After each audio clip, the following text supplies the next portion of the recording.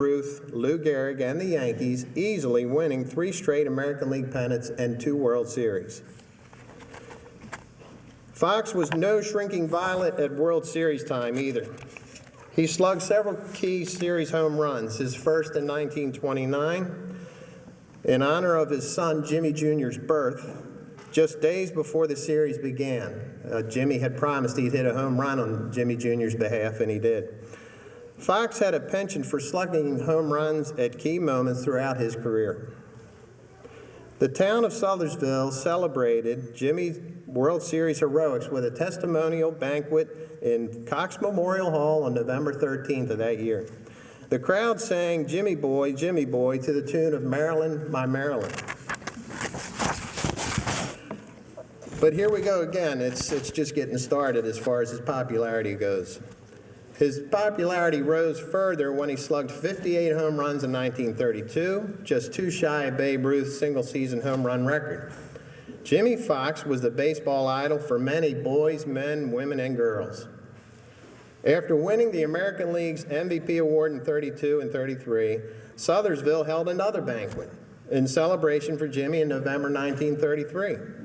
The crowd sang to the tune of Jingle Bells, Jimmie Foxx is our hometown boy. He can hit the ball so hard it fills our hearts with joy. And I wasn't going to sing it for you, don't worry. Connie Mack and most of Foxx's teammates attended the dinner here.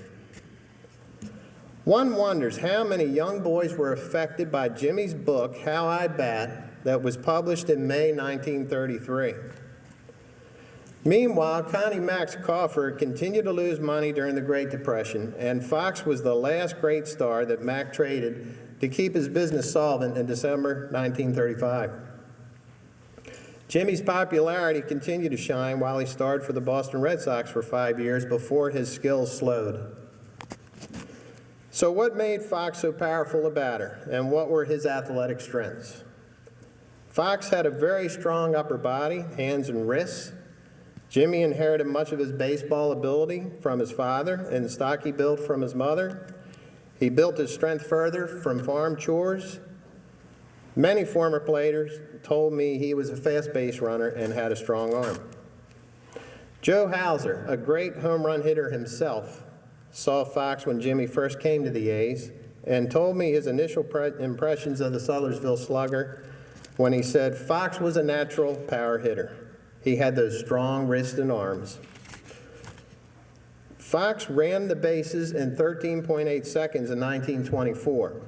So for comparison's sake, Ty Cobb ran the bases 13.5 seconds when he was 22 years old. Jim had great natural ability in athletics. John Brule excelled in sports when he was younger and practiced against Jim Thorpe. He said Foxx's natural abilities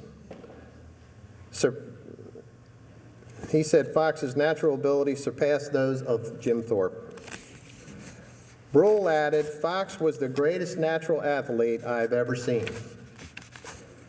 Brule arranged with the University of Maryland's Curly Bird for an athletic scholarship for Foxx to play football, baseball, track and field, but the lure of professional baseball at a young age was too hard for Jimmie to suppress, especially when he got bitten by the big league bug in his first spring training in Fort Myers in March of 1925. Imagine a 17-year-old down there in spring training in Florida in the warm weather in March thinking I might make a major league team soon.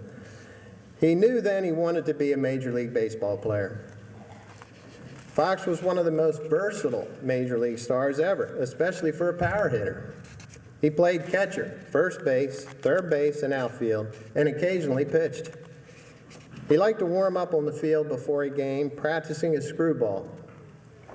More than one player told me Foxx was a leader and took pressure off his teammates. Why was Foxx so popular, and why should we celebrate his life today? Jimmie Foxx was good for baseball. Players and fans liked him for his happy nature, positive attitude, and for his baseball heroics. He often smashed a game-winning hit, and he walloped long-distance home runs, feats that many fans admire in a power hitter. He was a good ambassador for baseball, much like Ernie Banks, Cal Ripken, or Brooks Robinson. He joined Ruth, Gehrig, Charlie Gehringer, and the others with manager Mack on a trip to Hawaii and Japan in 1934, playing a host of games for fans there. Howard Talbot of the National Baseball Hall of Fame told me that Foxx signed many autographs on the day of his induction in 1951.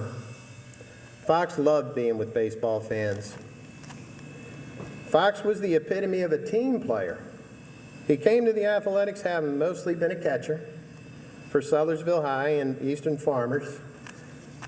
But manager Mack tried him at catcher, outfield, and for third base before settling on first base for Foxx as a starter in 1929.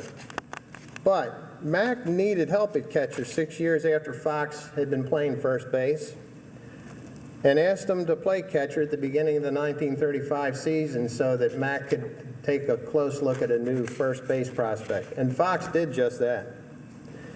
Again, it happened 5 years later. Red Sox manager Joe Cronin asked Foxx to play catcher for a while in 1940 due to injuries to his catchers, and Jimmie complied. No complaints. What did some of Jimmie Foxx's fans say about him? Foxx's home run hitting heroics inspired young boys across the country. George Callahan, a 15-year-old boy in Camden County, New Jersey's tuberculosis hospital, had been confined to a bed for 3 years. The highlight of his life was baseball, particularly rooting for the Philadelphia A's as they challenged the St. Louis Cardinals in the 1930 World Series. Hospital nurses propped young George up in his cot with an extra pillow and gave him headphones to listen to the series. He was especially gleeful about Foxx's game-winning home run against the Cardinals in Game 5. Foxx heard about Callahan's loyalty to the A's and came by to see him a few days later with a baseball signed by all the team's players. When George saw Jimmie walk into his room, he cried out, "Gee, it's Jimmie Foxx. Do you come all the way down here? You came all the way down here to see me?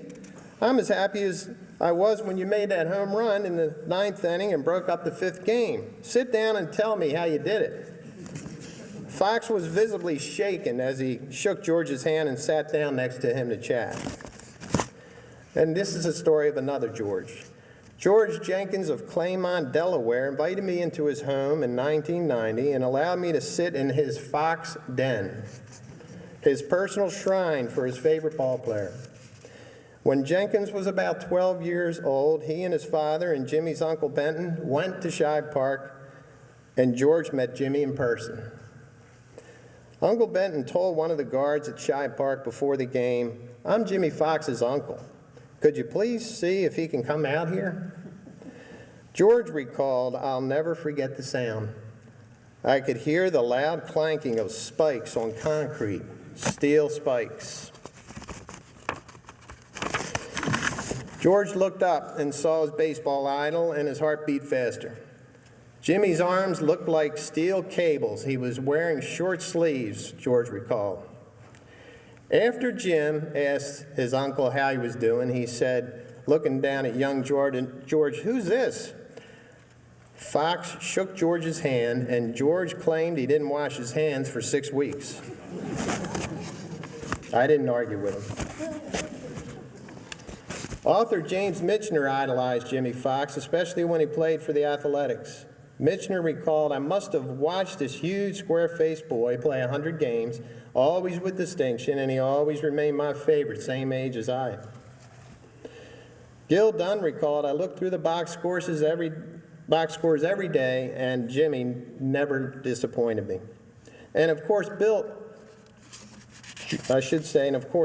built that tremendous shrine devoted to Jimmie Foxx in the back of his Ken Island pharmacy that had existed for many years. I'm glad I had the chance to see it several times. I hope most of you did. Another Foxx fan, Oscar Edelton from Richmond, Virginia, wrote to me, "For some reason, the dominance of the Yankees did not appeal to me in the late 1920s, so that when the A's came to the front in 1929, I adopted them as my team, and Jimmie Foxx is my favorite player. He was sort of a counterbalance to Ruth and Gehrig. Here was a young slugger who could play on their level and match them for hitting home runs. I also admired his strength and the tremendous distance of his homers. Last but not least, Bill McAllister from Countryside, Illinois, claimed to be the #1 Jimmie Foxx fan, and we know we have some competitors for that label here. But he claimed this in a message he left on my phone 9 years ago. Bill's hobby was colorizing photographs of Major League stars of the 1930s and collecting memorabilia and news clippings about Jimmie Foxx. And one of the photos he colorized is on the Jimmie Foxx cakes today. He too admired Foxx for his home run slugging and Jimmie's personality and generosity. Jimmie Foxx had many fans when he played, and he still does today. They admire his overall personality, his warmth towards others, his generosity, his baseball heroics. And so on the 100th anniversary of his birth, just a few days early, we salute you, Jimmie Foxx, for your accomplishments, the help you gave to your fellow man and woman on so many occasions, and we remember your baseball heroics, which still stand tall 62 years after your last season in the major leagues. Thank you.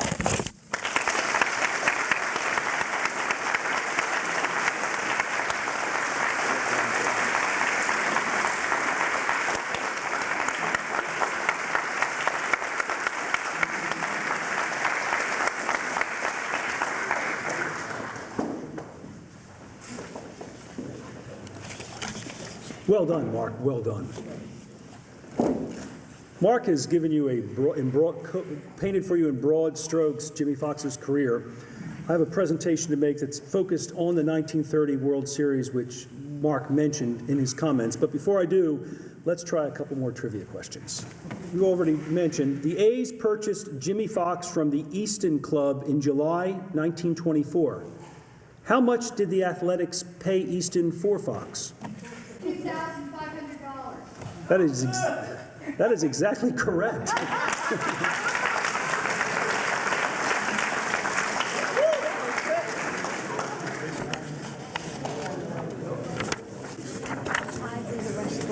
Go ahead.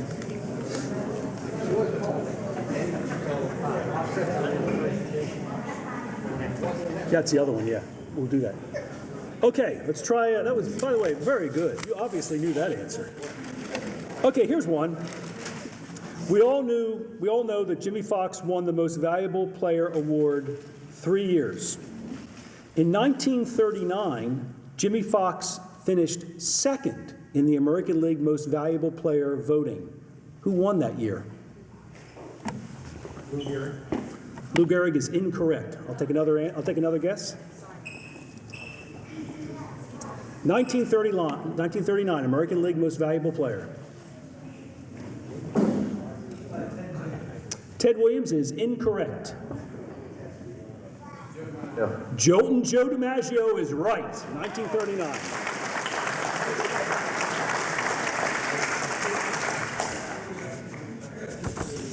Very good. How many do we have left?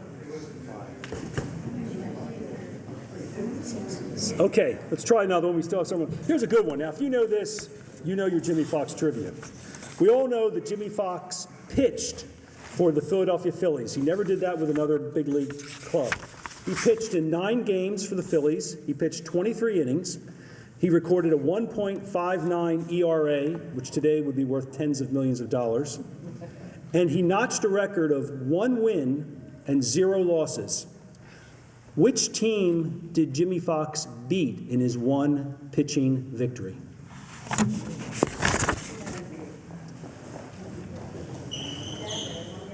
Cincinnati? That is exactly correct, the Cincinnati Reds.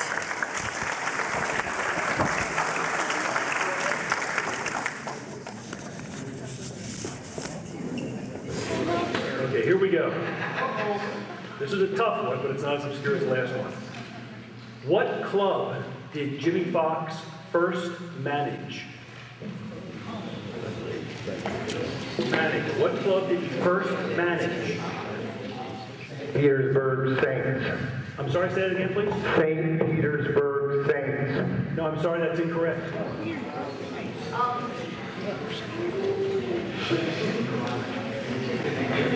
It's, by the way, it's not the Fort Wayne Daisies, in case anybody's wondering. Rockford Peaches. No. Try one more? Is it Portsmouth? That is exactly right.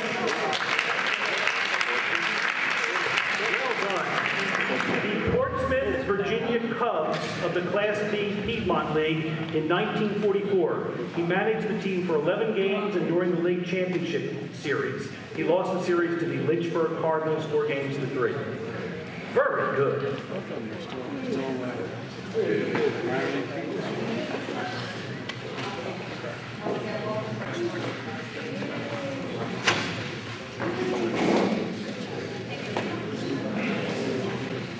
Speaking of the Fort Wayne Daisies, one of the players who played for Jimmie Foxx when he managed that team has written a fine letter relating her reminiscences about that year. And I'll ask Mark to read excerpts from it.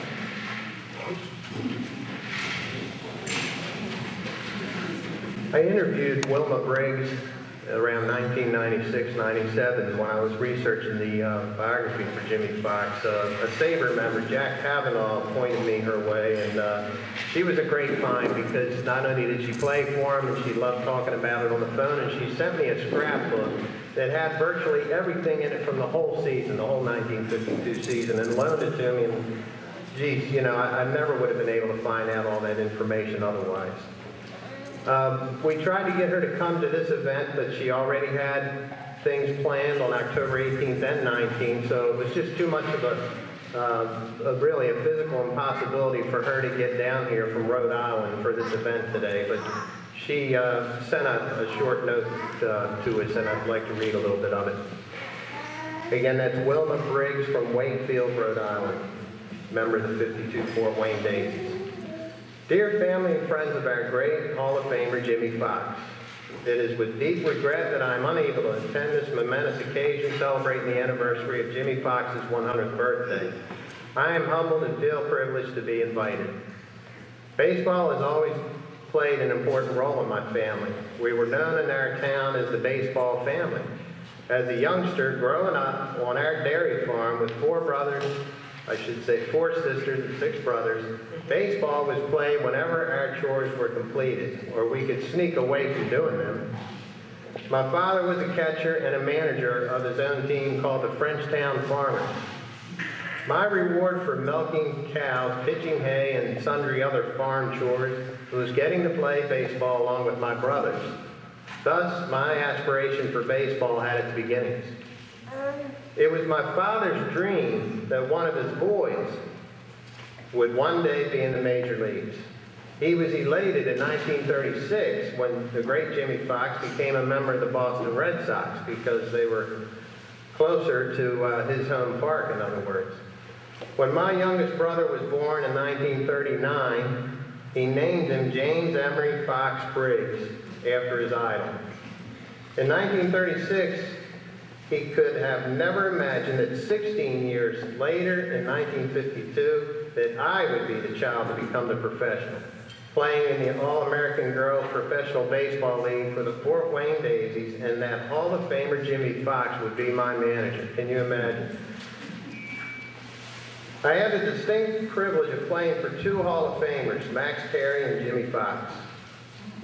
Carey was always the teacher. The things learned under his tutelage gave me the tools needed to be a valuable team asset.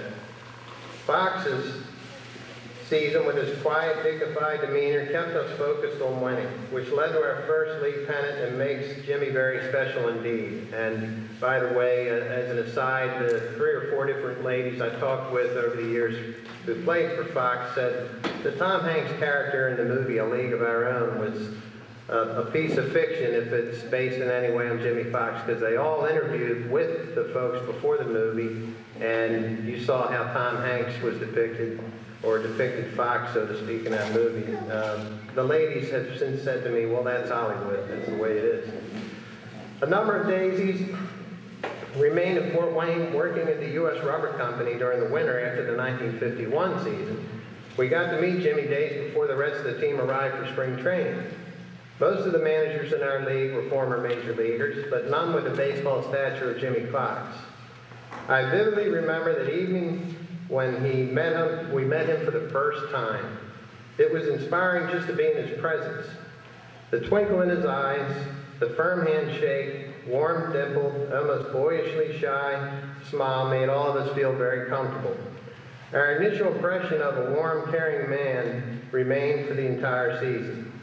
He was never boisterous and never boasted about his major league exploits, of which he had many. He was very humble, and we never heard him say aye. He always gave the impression he was only part of the team, not the team.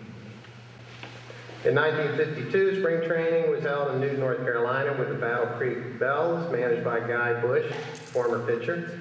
After much prodding from all of us players, and on a few rare occasions, Jimmy would go out to bat and Guy Bush would go out to pitch.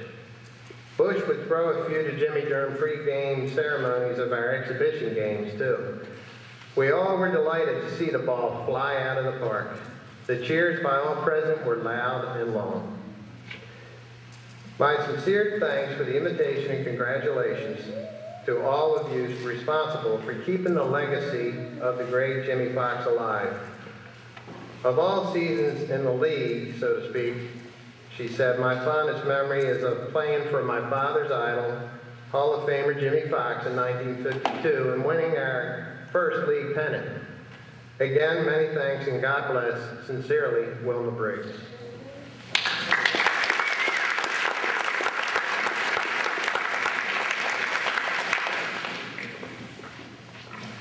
I'd like to spend just a few minutes talking about the 1930 Philadelphia Athletics. The opening lines of Charles Dickens' classic work, Tale of Two Cities, are a most apt starting point for the story of the 1930 Philadelphia Athletics. It was the best of times, it was the worst of times. The best of times, of course, applies to the team itself. The 1929 A's were world champions, one of the best teams in baseball history ever to take the field. After that overpowering amalgamation of talent was returning in 1930. Unlike today, when star players bolt teams when they hear the siren's call of fatter paychecks, the reserve clause was in force in 1930, which bound players to teams until they were released or retired. When one compares the Athletics roster in 1929 and 1930, what is most apparent, not surprisingly, is the continuity in personnel. In the starting lineup, there was only one change.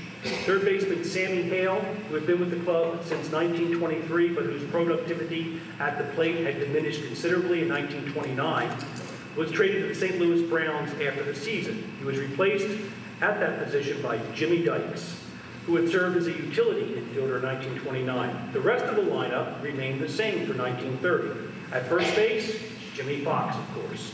Second base was Max Bishop. Shortstop, Joe Boley. The outfield was Bing Miller, Mule Haas, and Al Simmons. Behind the plate, Mickey Cochran. The pitching staff also reflected continuity. Lefty Grove, George Earnshaw, Rube Wahlberg, and Eddie Rommel were the mainstays of the pitching rotation, with Jack Quinn and Bill Shores also contributing significantly to the Athletics' winning ways. It was hard not to feel optimistic about the chances of the Philadelphia Athletics to repeat as world champions. Manager Connie Mack himself commented later, quote, "I knew I had another good club and would have been disappointed if we hadn't won again." But as I said, it was the worst of times.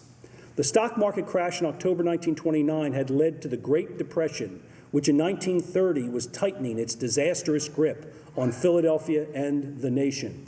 As Bill Kashadis notes in his book, Connie Mack's 1929 Triumph, no other event in the 20th century had a more profound impact on Philadelphia than the Great Depression of the 1930s. Unemployment statistics bear out his statement. By April 1930, 15% of the city's wage earners were unemployed.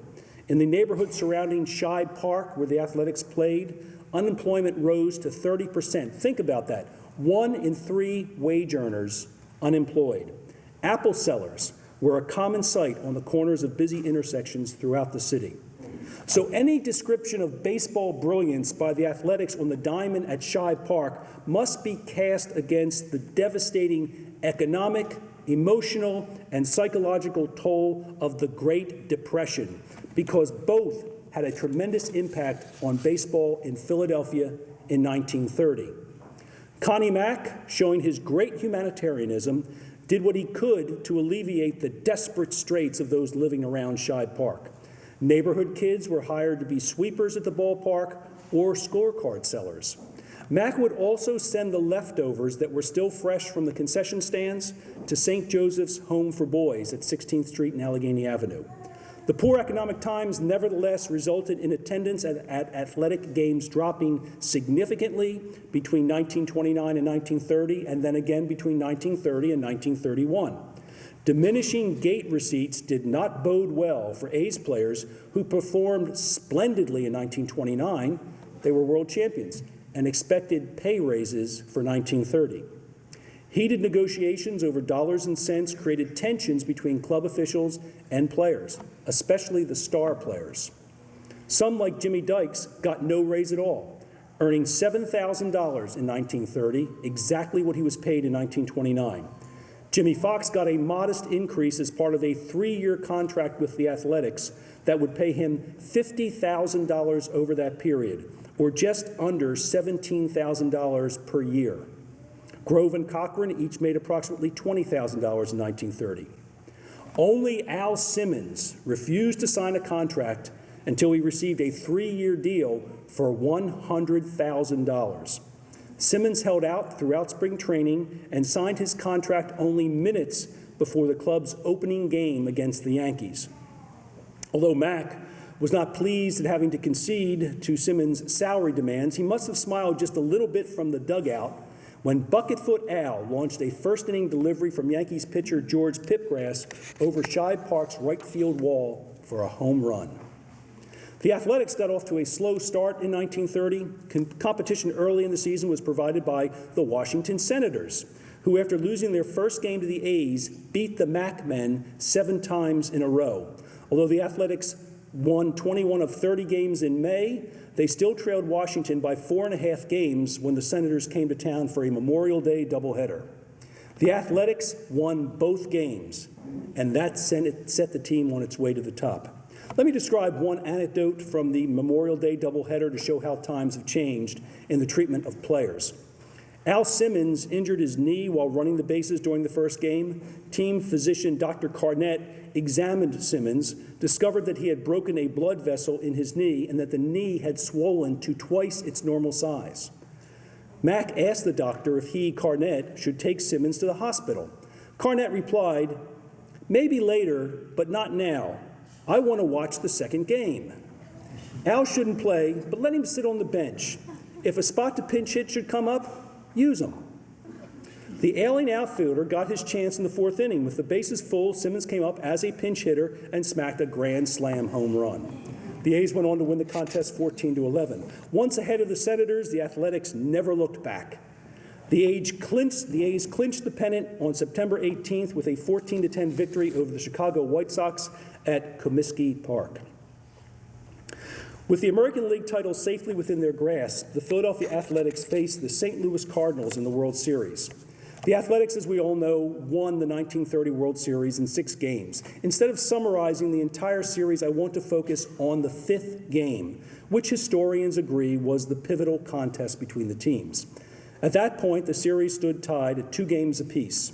The A's had won the first and second games at Shibe Park in Philadelphia. The Redbirds had won the third and fourth games at Sportsman's Park in St. Louis. The 5th game was played at Sportsman's Park as well. The teams were then scheduled to head back to Shibe Park for the final 2 games of the series. The A's knew that Game 5 would determine the overall series victor. "The 5th game is the big one," commented Jimmie Foxx. "If you win it, you're over the hump and coasting. If you lose it, well, that's not good." George Earnshaw of the A's faced Burley Grimes of the Cardinals, and for 7 innings, both pitchers put on a gripping display of pitching brilliance. At the end of the 7th, each team had tallied only 2 hits and not a run had scored. The crowd was breathless on every pitch. In a change of tactics, Mack ordered Mule Haas to bunt to try to get on base to lead off the 8th inning. The move worked. Haas beat out a bunt and then stole second base. Joe Boley, the shortstop, was then also ordered to bunt. He did, and he made it to first as pitcher Grimes threw the ball to third base in a vain effort to cut down Haas. Jimmy Wilson, batting for Earnshaw, then walked, loading the bases with only one out. Max Bishop came up and hit a grounder to Cardinal first baseman Sonny Jim Bottomley, who threw the ball to the plate to force out Haas. Jimmy Dykes then grounded out to the shortstop Charlie Gelbert to end the Athletics rally without a run being scored. According to one writer, Connie Mack's hat band was wet with nervous sweat as he felt his club had blown its great scoring chance.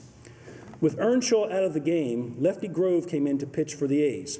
Grove had pitched a 9-inning game just the day before. So he was coming in at a crucial moment of the crucial game with virtually no rest.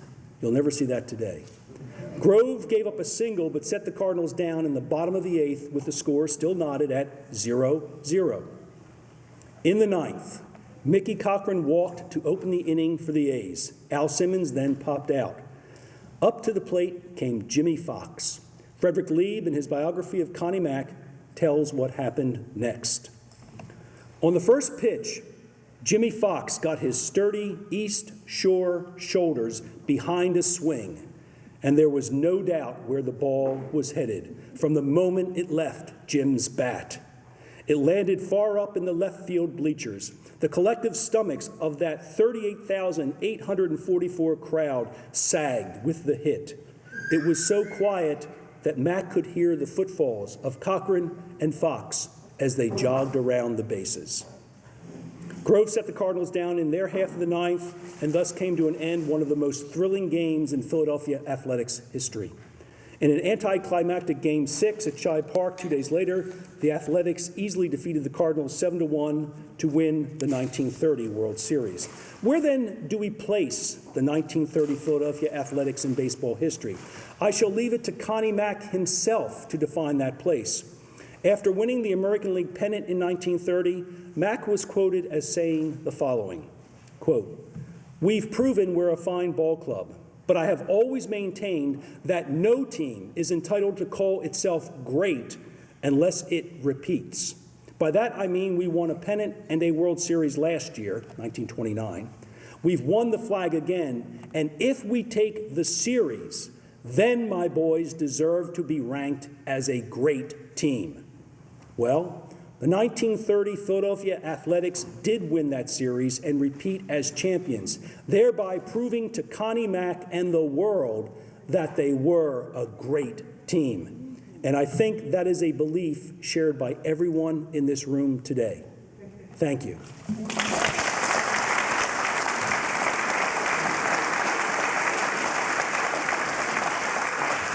Speaking of the 1930 World Series, we have another presentation to make. Loretta, I would ask you to please come to the lectern. Ernie? Listening to Bob, it was like you were at that game, so we're going to put you at that game right now. Lewisburg, Pennsylvania is 165 miles from Shive Park. I used to live up there. The headlines on the day after Fox hit that home run tells you the story. Fox home run in 9th beats Cards 2-1. Top headline.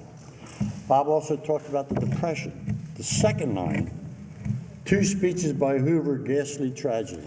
Jimmie Foxx also topped the President of the United States that day.